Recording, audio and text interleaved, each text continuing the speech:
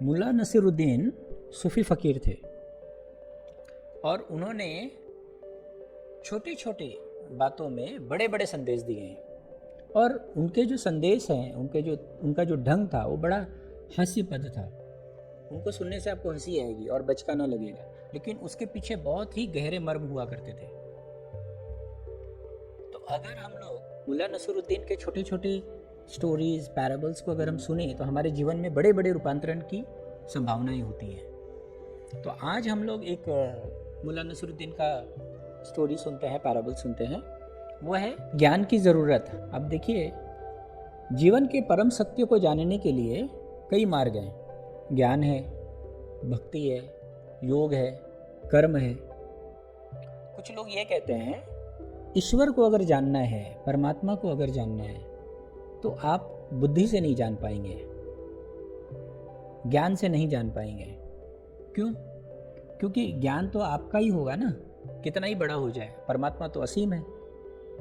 तो परमात्मा को बुद्धि से नहीं जाना जा सकता है, परमात्मा को ज्ञान से नहीं जाना जा सकता है। ज्ञान जो है वो हमेशा छोटा पड़ जाएगा। ये एक साधारण अवधारणा है। एक बार हुआ ये कि मुल्ला नसीरुद्दीन को मुंबई से पुणे जाना था। तो मुंबई से पुणे जाना है तो कैसे जाएंगे? सारे मित्रों ने कहा कि भाई चलो हम आपको ट्रेन पे बैठा देते हैं। तो सब लोग ट्रेन पे ले गए। तो बोला इस ट्रेन पे चढ़ जाओ और पूना स्टेशन जब आएगा तो उतर जाना। तो वो बोला कि क्या मुझे उतरना पड़ेगा? बोला हाँ। तो बोला अगर उतरना ही पड़ेगा तुम चढ़े क्यों? तो बोला अरे अगर आप चढ़ोगे नहीं तो आप पहुंचोगे कैसे? बोला लेकिन अगर हम चढ़ गए और उतरना भी पड़े तो चढ़कर लाभ क्या होगा? कहीं जाना है, मान लो मुझे कहीं जाना है, तो उसके लिए हम सवारी करते हैं। तो सवारी जब हम करते हैं तो हमें चढ़ना पड़ता है, लेकिन अगर चढ़ कर उतरना ही पड़ जाए तो हमारे चढ़ने का क्या लाभ? ऐसा उन्होंने कहा। तो लोग हंसने लगे। बोले अरे मुल्ला, अगर आप चढ़ोगे नहीं, गाड़ी चलेगी नहीं, आपका डेस्टिनेशन आएगा नहीं और आप उतरोगे नहीं, तो आपका काम कैसे पूरा होगा? तो एक तर्क तो ये है कि क्या हमें चढ़कर उतरना है? हाँ, हमें चढ़कर उतरना होगा। अगर हम बैठे ही रह गए तो भी आप अपने गंतव्य पर नहीं पहुंचेंगे, कहीं और पहुंच जाएंगे। तो हमें चढ़ना भी पड़ता है गाड़ी पे और गाड़ी से उतरना भी पड़ता है। इसको एक दूसरी बात, दूसरी ढंग से भी कहा जाता है, वो है नदी नाव संयोग। यह क्या है?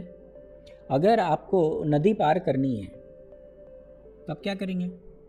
नाव पर चढ़ेंगे, फिर जब किनारा आ जाएगा तो उतर जाएंगे, तभी तो नदी पार होगी। अगर आप नाव पर चढ़ेंगे ही नहीं तो नदी कैसे पार होगी? अगर नाव पे ही बैठे रहे तो आप किनारे पर उतरेंगे कैसे? तो ज्ञान के संबंध में भी यही बात है।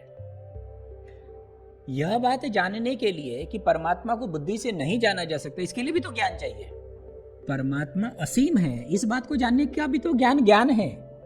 तो ये तो ठीक है कि परमात्मा को बुद्धि से नहीं जाना जा सकता है, क्योंकि आपकी छोटी बुद्धि है, परमात्मा असीम है, आप कैसे जानेंगे? लेकिन इस बात को जानने के लिए भी आपको ज्ञान चाहिए। मुल्ला नसीरुद्दीन की इस बात से हमें यह सीख मिलती है कि भाई ट्रेन पे चढ़ना भी होगा और समय आने पर ट्रेन से उतरना भी होगा।